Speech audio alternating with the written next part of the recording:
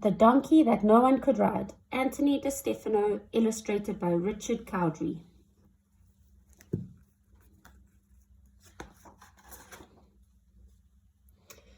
Jesus went on toward Jerusalem. He sent 2 disciples ahead. "Go into that village over there," he told them. "As you enter it, you will see a young donkey tied there that no one has ever ridden. Untie it and bring it here." So they brought the colt to Jesus and threw their garments over it for him to ride on. As he rode along, the crowd spread out their garments on the road ahead of him. All of his followers began to shout and sing as they walked along, praising God for all the wonderful miracles they had seen. "Blessings on the King who comes in the name of the Lord. Peace in heaven and glory in highest heaven." Luke 19:28-38. There once was a donkey, young, weak and small, so weak he could carry nothing at all. Even when children sat on his hide, he'd wobble and tumble and fall on his side. No matter how much he tried or he cried, this was a donkey that no one could ride. He couldn't haul stones, he couldn't dig ditches, or carry rich men with their big bags of riches. He couldn't pull carts with huge bales of hay. Just lifting a feather would make his legs sway. No, this donkey was useless, no good at all. Too puny, too shaky, too scrawny, too small. Now the donkey's owner was quite mean and tough. He said to the donkey, "I've had quite enough." He pointed his finger and said with a huff, "You can't lift a person, no matter how light. So take all your things and get out of my sight. Go away from here, donkey, go away and just hide. What use is a donkey that no one can ride?" So the donkey was led to the far edge of town, pulled by his neck with his head hanging down. He was tied to a post on a small dusty road and left all alone while his tears overflowed. Left all alone and wondering why he was born to be weak and born to be shy and born to be frightened and born to cry. Just then 2 men appeared alongside the post in the village where the donkey was tied. They came without warning on that fateful day. They came and untied him and took him away. The donkey was frightened. He said to the men, "Where are we going?" And then said again, "Where are we going? And what about me? Please leave me alone and just let me be."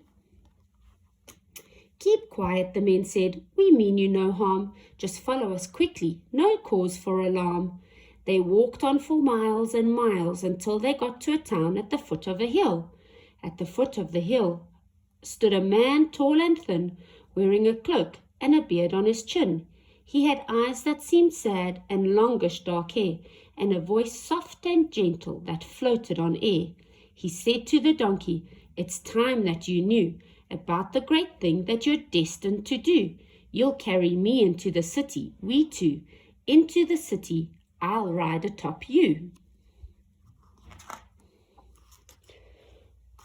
"What's that you say?" cried the donkey with dread. "There's simply no way. You've been misled. I'm just a small weakling. You must go ahead and look for another to take you instead.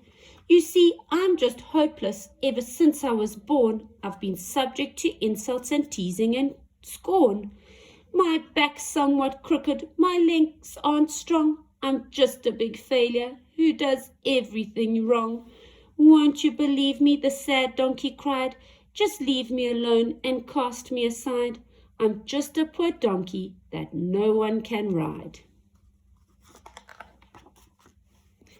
The man looked at him with a face that was wise, with a warm, tender smile and love in his eyes. And then in a calm and mysterious way, he opened his mouth and started to say, "My help is enough. It's all that you need. It's all you require in life to succeed.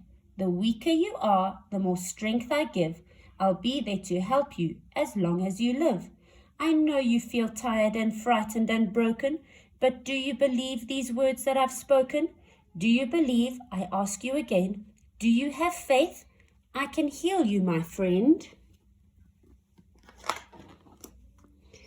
For some reason, the donkey was sure that he knew the words the man spoke were honest and true.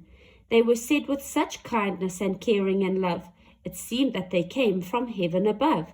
The donkey burst out, "I believe that it's true. I believe," he repeated. "I believe. Yes, I do." The man stretched his hand out and closed both his eyes, and then, to the little donkey's surprise, he felt a sensation he couldn't control, from the top of his head right down to his soul.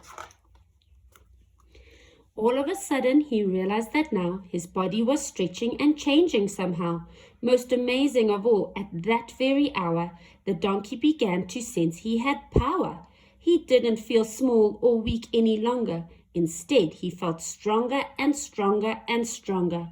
He could feel in his body the energy flowing. He could see with his eyes that his muscles were growing. His back felt like iron, his legs felt like steel. His chest felt so strong, it just couldn't be real. "It's a miracle," the donkey cried out. A miracle beyond any doubt."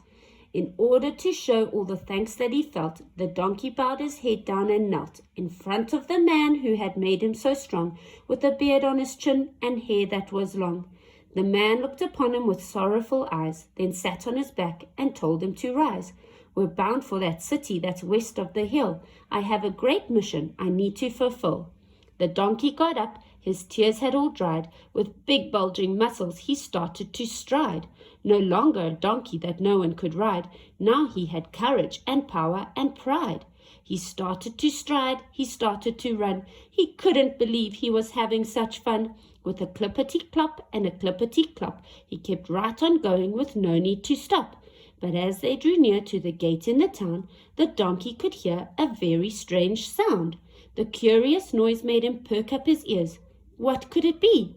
It sounded like cheers. Soon crowds of people came into sight, shouting and waving their arms with delight. They were cheering the man and giving him praise, yelling hosannas and crying hoorays. It was amazing to see the love they expressed. They called him a prophet and said he was blessed. In front of the donkey they threw with their arms flowers and garments and branches and palms. They laid all these down and started to sing, calling the man a savior and king. The donkey was happy, gone were his tears. Never had people sung in his ears. Never was there a moment so sweet as carrying a king with palms at his feet. And all his life after, the donkey rejoiced that the king had made such a wonderful choice. To help with the greatest mission of all, the king used a donkey, young, weak, and small.